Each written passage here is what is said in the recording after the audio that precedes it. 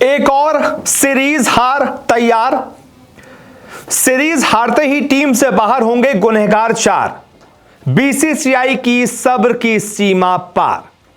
जी हां, कितनी हार, कितनी ज्यादा हार, कब तक करते रहोगे शर्मसार।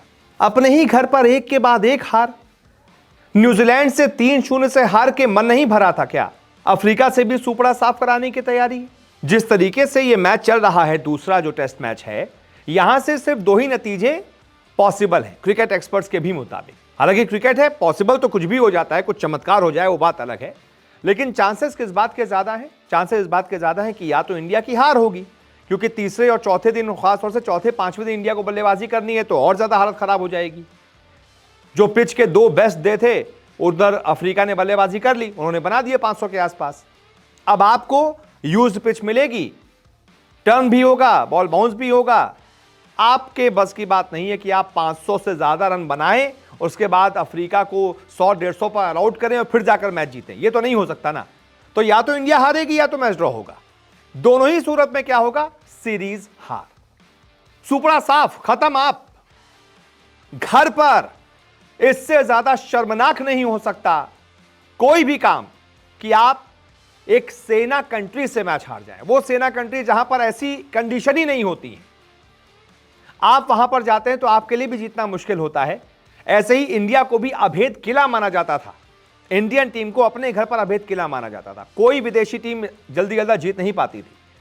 लेकिन अब क्या है? अब तो खिलौना हो गया, खेल हो गया है। इंडिया को हराना है उसके घर पर, कोई बात नहीं, बड़े आराम से पटक देंगे, इनको आता ही क्या है। सही बात है, बिल्कुल सही कहती हैं बाहर की टीमें कि इंडिया को कुछ नहीं आता। देख लो, नाक कटा रहे हैं। पहले मैच में नाक कटा चुके हैं, 124 नहीं चेज कर पाए।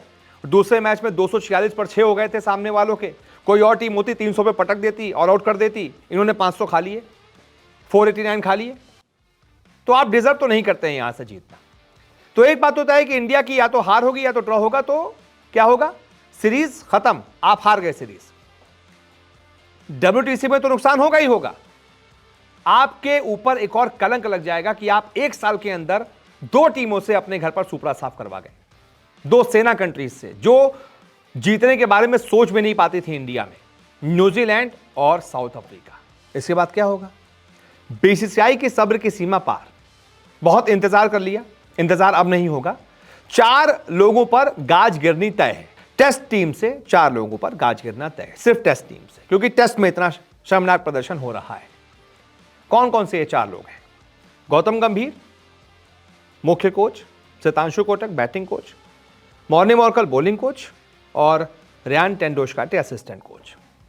इन 4 पर गाज गिरना तय है। इन 4 का बोरिया बिस्तर बांधकर मुझे लगता है कि भगा दिया जाएगा, क्योंकि अब शायद और आप कितना इंतजार करेंगे? कोई ढंग का कोच लेकर आइए यार। शायद इन लोगों को समझ नहीं है कि इंडिया में टेस्ट क्रिकेट कैसे होता है, कैसे टीम चलानी है, कैसे टीम को जिताना है, या टेस्ट कैसी टीम बनानी है। या तो आप ढंग की टीम ही पिक नहीं कर पा रहे हैं जो टीम जीत नहीं पा रही है, क्योंकि यही वो लड़के हैं जिन्होंने अपने घर पर जो है सालों से राज किया है, और आप इन्हीं लड़कों से परफॉर्मेंस नहीं निकाल पा रहे हैं।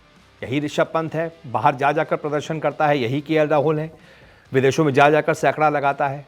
यही जसप्रीत बुमराह है, यही मोहम्मद सिराज है, दुनिया भर में तहलका मचाया हुआ है।